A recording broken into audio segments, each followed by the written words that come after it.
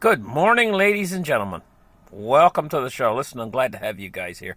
Today's October 29th, 2019. And we're going to talk about, right now, what we're going to talk about is what's going on. Hong Kong just entered into recession.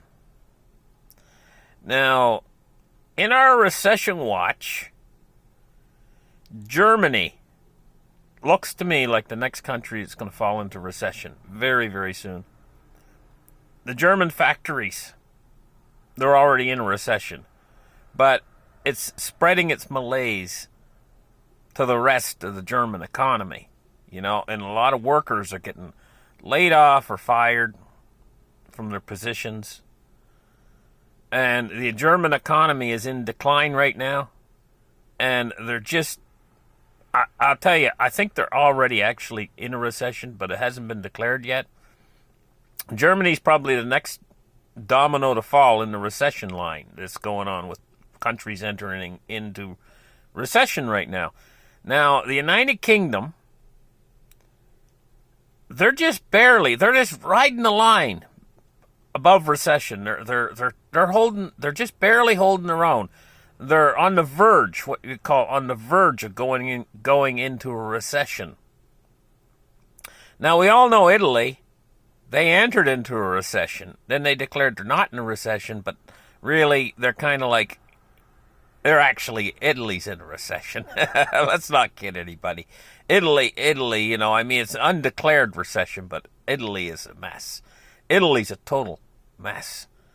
That they don't really have any answer to Italy. Italy's banking system has basically been absorbing money. The Italian government has been bailing them out, and they've been selling Italian bonds to keep the country running, basically. So Italy's a mess. Now, if we come over to the United States, we're not in a recession in the United States. The United States economy is actually holding up better than most. In fact, it's the bastion of the world economy right now. While the rest of the world is slipping down toward recessionary territory, the United States is kind of holding the rest of the world up, propping the rest of the world up. But they got huge problems internally within the United States economy, and this is manifesting itself in this repo market that we've been seeing lately. There's been a lot of talk about the repo, what's going on with the repo market, and how the Fed has been bailing out the repo market. And the Feds actually went back to quantitative easing, even though they're not calling it quantitative easing. And there's a high percentage chance in the next Fed meeting they're going to actually lower interest rates yet again. Okay. I heard a couple economists who are saying, okay, the Fed's not going to lower the interest rate. But here's what I'm going to say to you guys. If the Fed decides not to lower the interest rate 25 basis points, they are going to get the market is going to throw a tantrum if they don't. Because the market's basically priced it in. Now, what we're going to do is we're going to take a look at the markets now, and we're going to get the charts open. We'll open the charts right here, and we're first going to take a look at the silver price. Now, I'll tell you what I'm seeing here right with this. It looks to me like silver set a bottom in the last number of hours. The price dipped down below 1760, down to 1757. I'm going to tell you what that looks like to me. It looks like a bottom in the silver market. Now, this is a short-term bottom. I call a short-term bottom. This what I'm seeing. This is what I think. I think we set a bottom. And I think we're going to see the price start to creep back up again now. Along with gold. If we take a look at the gold market today, a shift over. Gold is actually going down. Gold is $14.84 today.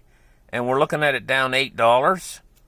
I think gold's going to set a bottom too pretty darn soon here. And we're going to see these markets start to turn a little bit to the upside. The world economy is a totally mess. I can't stress this enough to you guys. What's called counterparty risk.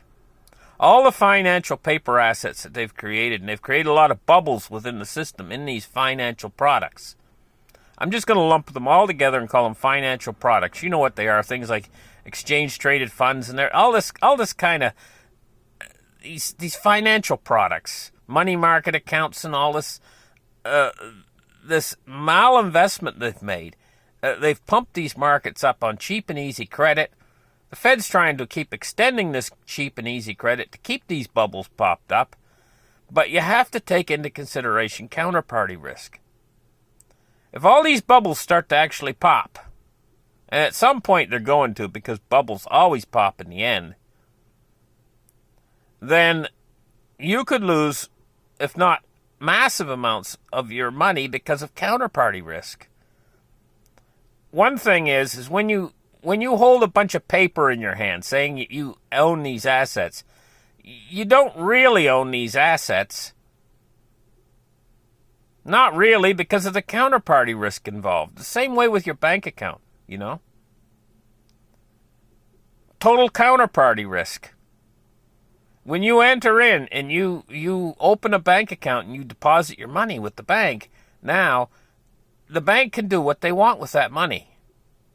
So that's basically extending counterparty risk. The only way you can get out of counterparty risk is if you actually hold something tangible in your hand. It's in your possession. Then there's no counterparty risk on it. There's very few assets that you can do that with.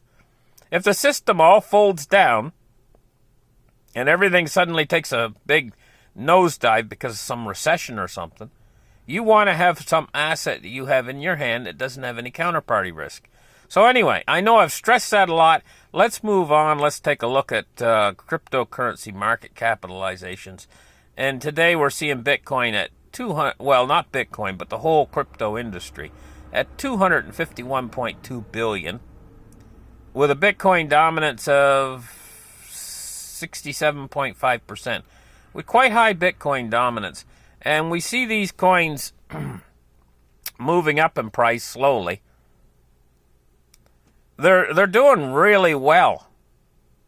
They're actually doing just as good as the cryptocurrencies are doing just as good as the precious metals right now, you know, but really none of these things have really caught a real significant bid yet. Not yet. And I believe that this is coming, though, you know, down the road. Let's take a look now at the Dow Jones today, and we're seeing it's off 39 points on the day so far. So we're looking at 27,050. And, yeah, the Dow, overpriced, as far as I'm concerned. Totally out of whack with reality, but, you know, it could go higher. So don't bet against it, because it could go higher. Well, let's take a look now at crude oil. It's off $1.13. Now, that's a big move in crude. 2% down on the day, 54.66 it looks like. U.S. Treasuries today. And we're seeing the Treasury yields falling. Well, it doesn't surprise me. They're back at quantitative easing again. So they're going to keep these yields down low. They can buy in bonds. Fed's balance sheet's going back up again. Anyway, we're looking at falling yields, but they're not falling substantially today. And there's a little bit of a right here at the 3-year. The 3-year has actually risen a little bit. You know, the tendency would be, if government stayed out of this market, we wouldn't have this bonds. I don't think would have near what they have, what they've done. You know, over in Europe, the negative yields, negative yielding debt. It's absolutely ridiculous when you think of negative yielding debt, because that means that you're actually going to invest your money with them, and you're going to lose money on the term. This defies all the laws. Basically, it's like something that's defying the laws of physics, but it's actually defying the laws of markets. Because generally, when you invest money, you expect to make interest. You know, and you know something's out of whack when you see you're not going to get any interest on something, you know. That's totally ridiculous. Let's take a look now at the U.S. dollar index. And we're looking at 97.79 for the day on the U.S. dollar. The dollar's still going along sideways. But, you know, what's it being compared against? Garbage. Mostly the euro is what it's being compared against to make up this dollar index, you know. And all the currencies have begun a race to the bottom. Now, all the fiat currencies have begun a race to the bottom. Who can get to the bottom fastest now at this point? It's a currency war. And all of them are on a race to the bottom. And these countries, you know, they perceive this as a good thing because it makes them more viable in markets. Because if their currency is weak, then what happens is people will buy their goods more readily if their currency is weak. And so in this current environment with trade the way trade is right now, every country wants to be on top and be selling their merchandise and have a trade surplus, you know? And if their currency is the weakest, that means their goods are the cheapest, you know? And so that's part of the logic. It's like a skewed logic, the same way with your 0% interest rate policy and below zero in ZIRP, what they call ZIRP and NIRP, negative interest rate policy. You know, they really, really got to work fast to try to get rid of cash. Cash, but they're not going to be able to get rid of it quick enough. They've put in a concerted effort. You know, every time you guys go to a Walmart store or whatever, you see all these cashless registers there. You know, they're trying to move the people toward a cashless society as fast as they can, even if it costs Walmart a lot of money. Because, you know, a lot of people cheat. They try to cheat on those register places, you know. In Walmart, you know, I mean, or places like Walmart, other stores too, that put in these cashless registers and stuff.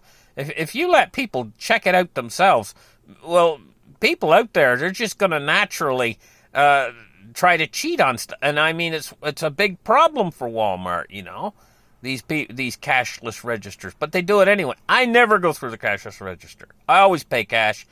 And, you know, you have to wait a lot longer. Because these cashless registers, you know, they waltz right through, basically, real quick. You know, it's no problem. They got about 50 cashless registers, and they got about 2 cash registers. And generally, they put their slowest girls on there, you know, or men on there. And they're checking the stuff out, and they're moving like a turtle moves. Well, actually, it's like molasses would flow uphill in the wintertime. That's how slow it is, you know, and you're standing there all day with your stuff to pay cash. It's like you're being penalized for paying cash. Anyway, listen, thank you guys for listening. Like and subscribe, and give me a thumbs up, and we'll catch you guys in the next episode. Bye-bye.